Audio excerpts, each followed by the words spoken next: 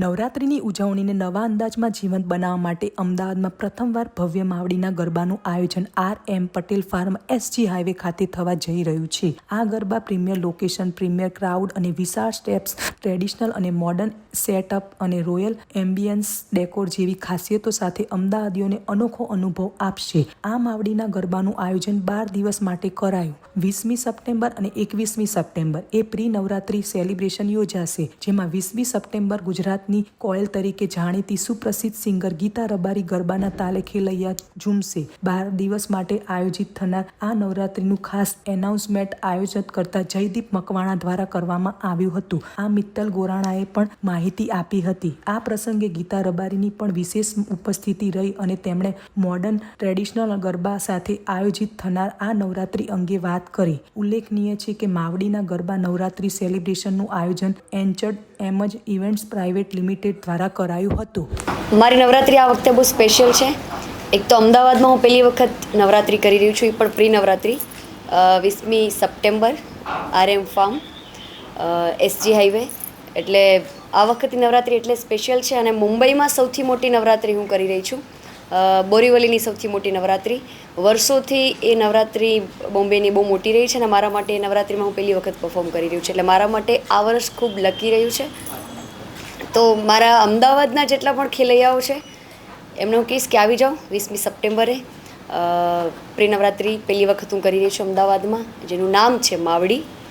જે ઇવેન્ટ 12 દિવસની છે, પણ એમાં એક દિવસ હું આવી રહી છું. નવરાત્રી મહોત્સવ કેવો હોવો જોઈએ, શું કહે છો તમે? આપણી પરંપરાગત આપણે બધાએ સાથે મળીને ભક્તિ કરવી જોઈએ. સાંસ્કૃતિક અને કલ્ચરલ અને માતાજીના જૂના ગરબાઓ સાથે અત્યારનું નવું ટ્રેન્ડિંગ મ્યુઝિક આ બંને એડ કરીને આપણે બધાએ આપણા ફેમિલી સાથે, આપણા પરિવાર સાથે નવરાત્રિના આ અવસરને સાથે મળીને ઉજવવો જોઈએ. ગીતાબેન, તમે શું લાવવાના છો આ વખતે નવરાત્રિમાં? કશું નવું? હું તો વર્ષોથી ગરબા ગાતી આવી છું અને આ વર્ષે પણ બહુ બધા માતાજીના ગરબા મેં મૂક્યા છે. સ્પેશિયલી 4-5 દિવસમાં હું એક ડાકલું મૂકી રહી છું અને ઘણા જૂના ગરબા છે જેને અમે અત્યારના ટ્રેન્ડિંગ મ્યુઝિકમાં મતલબ રિક્રિએટ કરીને મૂકી રહ્યા છે ગરબા.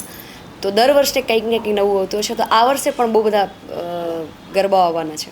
ગીતાબેન, આ વખતે તમે કયા પ્રકારની ખાસ તૈયારીઓ કરી છે? પહેલીવાર અમદાવાદમાં પરફોર્મ કરો છો, તો એને ધ્યાનમાં રાખી બહુ બધા ગીતો મેં નવા કર્યા છે, મ્યુઝિક ખૂબ નવું કર્યું છે અને અલગ અલગ કપડાની તૈયારીઓ કરી છે. એટલે લોકો આવશે ત્યારે એમને ખબર પડશે. બહુ બધી સરપ્રાઈઝ પણ છે બધા માટે. કપડાની તૈયારી તમે જેમ રીતે કીધું, તો ગીતાબેનનું પર્સનલ અટેર કેવું હોય છે, ખાસ કરીને જ્યારે નવરાત્રી હોય ત્યારે? કારણ કે તેને લઈને તો દરેક છોકરી બહુ જ કોન્શિયસ હોય. તો તમારું પોતાનું પર્સનલ શું વિચાર? કેમ કે નવરાત્રી જ હોય છે ત્યારે આપણને સ્ટાઇલિશ કપડાં પહેરવા મળે, નવા નવા ગરબાઓ, એકદમ હેવી ચણિયાચોળી આપણે પહેરી શકીએ. એટલે મેં બહુ જ બધી તૈયારી કરી છે. મારા જેટલા પણ મારા ડિઝાઇનરો છે એમણે ખૂબ તૈયારી કરી છે. અને હું થોડી ચૂઝી છું કપડાં પહેરવામાં, કે બને એટલા કલ્ચરને પ્રમોટ કરતાં હું કપડાં પહેરું છું. તો આ વખતે બહુ જ અલગ અલગ મેં કપડાંની તૈયારીઓ કરી છે.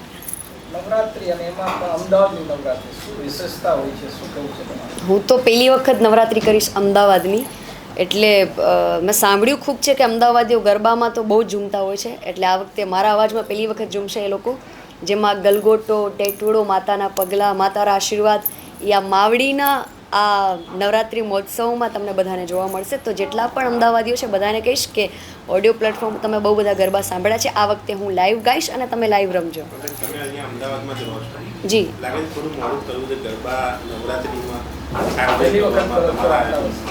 નહીં, દર વર્ષે અમને બહુ જ બધા કોન્ટેક આવે છે, પણ પ્રી નવરાત્રી અમે લોકો ફોરેનમાં આવીએ છીએ. આ વખતે ચાન્સ મળ્યો છે, 5 દિવસ વહેલા આવીએ છીએ, એટલે અમદાવાદનો મને અવસર મળ્યો નવરાત્રી કરવાનો. તો થેન્ક યુ માવડી કે મને આ પ્રસંગે યાદ કરી. અને નવરાત્રિએ ક્યારે મોકો એટલા માટે નથી મળ્યો કેમ કે હું નાનપણથી નવરાત્રી મુંબઈમાં કરતી આવી છું. કેમ કે અમારા કચ્છી લોકો, ગુજરાતીઓ આપણા બહુ બધા ત્યાં છે. એટલે મારા માટે સ્પેશિયલ છે અમદાવાદ, કેમ કે છેલ્લા 10-11 વર્ષથી અમદાવાદમાં રહું છું. જ્યારથી રોણા શહેરમાં આવ્યું ત્યારથી અમારા શહેરમાં શિફ્ટ થયા છીએ. એટલે આ વખતની નવરાત્રી એટલે સ્પેશિયલ છે કેમ કે હું બધા અમદાવાદીઓ સાથે નવરાત્રી કરીશ એક દિવસ માટે. અચ્છા, મુંબઈકરો માટે શું નવું લાવ્યા છો અને શું કરવાના છો?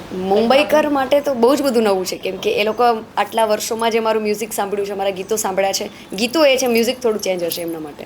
યંગ ખેલૈયાઓને શું મેસેજ આપશો? કારણ કે નવરાત્રી દરમિયાન ઘણા બધા રૂમર્સ પણ ચાલતા હોય છે, ઘણી બધી ઘટનાઓ પણ બનતી હોય છે, તો એ લોકો માટે શું મેસેજ? બિલકુલ, ખેલૈયાઓને પોતાની સાવચેતી રાખવી જોઈએ. ઘણા બધા નવરાત્રિમાં ઉપવાસ કરતા હોય તો પોતાનું હેલ્થનું ધ્યાન રાખવું જોઈએ, પ્લસ પોતાની જે છોકરીઓ આવે છે એમની પોતાની સેફટીની ધ્યાન રાખવી જોઈએ.